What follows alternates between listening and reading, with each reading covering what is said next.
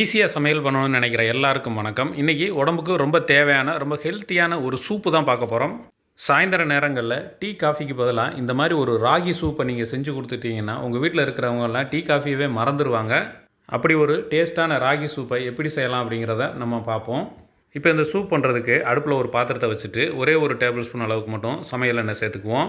எண்ணெய் சூடான உடனே அதில் ஒரு அரை டீஸ்பூன் அளவுக்கு சீரகம் சேர்த்துக்குருவோம். சீரகம் நல்லா பொரிஞ்சு வரட்டும்.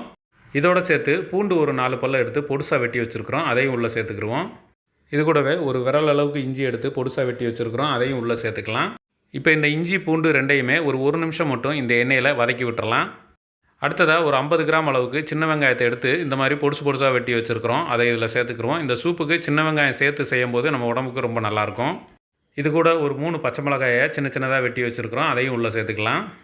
இந்த சூப்போட காரத்துக்கு பச்சை மிளகா மட்டும்தான், அதனால் நீங்கள் கூட்டி குறைச்சி சேர்த்துக்கோங்க.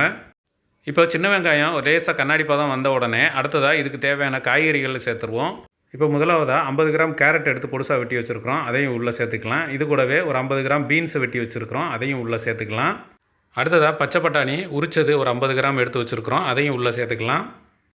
அடுத்ததாக மக்காச்சோளம் சேர்க்க போகிறோம். ஒரு சின்ன மக்காச்சோளத்தை எடுத்து அதில் பாதியை ஒடிச்சிட்டு அந்த முத்துக்களை மட்டும் உதுத்துட்டு உள்ளே சேர்த்துக்கலாம், ரொம்ப சேர்க்க வேண்டாம். இந்த சோளம் இல்லை அப்படின்னாலும் ஒன்றும் பிரச்சனை இல்லை, நீங்கள் அதை தவிர்த்துட்டு மற்ற காய்களை ஃபுல்லாக சேர்த்துக்கலாம். அடுத்ததாக காலிஃப்ளவர் ஒரு 50 கிராம் எடுத்து வச்சுருக்கிறோம், அதையும் எடுத்து உள்ளே சேர்த்துக்கலாம். இந்த காலிஃப்ளவரை 5 நிமிஷம் உப்பு கலந்த சுடுதண்ணியில் போட்டு எடுத்து தான் வச்சுருக்கிறோம், அதுக்கப்புறம் தான் இதில் சேர்த்துருக்குறோம். சேர்த்துட்டு இப்போ எல்லாத்தையும் நல்லா ஒரு வாட்டி கலந்து விட்டுறலாம்.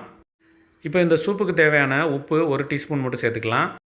அடுத்ததாக இதில் ஒரு அரை டீஸ்பூன் மிளகுத்தூள் சேர்த்துக்குருவோம். இது சேர்த்து பண்ணும்போது இன்னும் நமக்கு நல்ல டேஸ்ட்டும் கிடைக்கும். இப்போ சேர்த்துட்டு ஒரு வாட்டி எல்லாத்தையும் நல்லா கலந்து விட்டுறலாம்.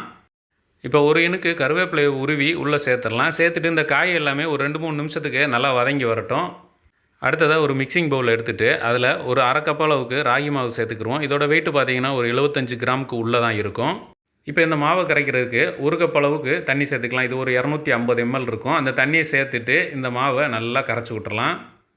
இப்போ இந்தளவுக்கு கட்டிகள் எதுவும் இல்லாத அளவுக்கு நல்லா கரைச்சிட்டு அடுத்ததாக ஒரு 1 லிட்டர் அளவுக்கு தண்ணி சேர்த்துக்குருவோம். நம்ம முதல்லையே நிறையா தண்ணி சேர்த்துட்டோம் அப்படின்னா சின்ன உருண்டை கட்டிகளாக வந்துடும். அதனால தான் முதல்ல ஒரு 1/4 லிட்டர் தண்ணி ஊற்றி கரைச்சி விட்டுட்டு திரும்ப ஒரு 1 லிட்டர் தண்ணி சேர்த்துருக்குறோம். இப்போ தண்ணி எல்லாத்தையுமே சேர்த்துட்டு நல்லா ஒன்று போல் கலந்து விட்டுறலாம். இதை அப்படியே எடுத்துகிட்டு வந்து ஏற்கனவே வதங்கிட்டு இருக்கிற அந்த காய்கறியில் மொத்தமாக உள்ளே ஊற்றிடலாம். ராகி மாவில் இந்தளவுக்கு தண்ணி கலந்தால் தான் இது வெந்து வரும்போது நமக்கு லேசான ஒரு திக்னஸில் வரும். தண்ணி கம்மியாக வச்சிட்டோம் அப்படின்னா இது சீக்கிரமாகவே வெந்து கட்டியாகி ஒரு கூழ் மாதிரி வந்துடும். அதனால் நம்ம தண்ணியாகவே கலந்து இந்தளவுக்கு சேர்த்துட்டு ஒரு வாட்டி நல்லா கலந்து விட்டுருவோம்.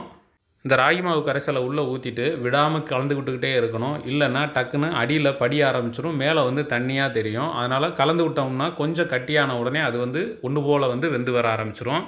இந்த ராகி மாவை பொறுத்தளவுக்கு நல்லா வேக விடணும், அப்படி இல்லைனா வயிறு வலிக்க ஆரம்பிச்சிடும் ஒரு சிலருக்கு. அதனால் இதை நல்லா ஒரு ஹை ஃப்ளேமில் வச்சு கொதிக்க விட்டுறலாம்.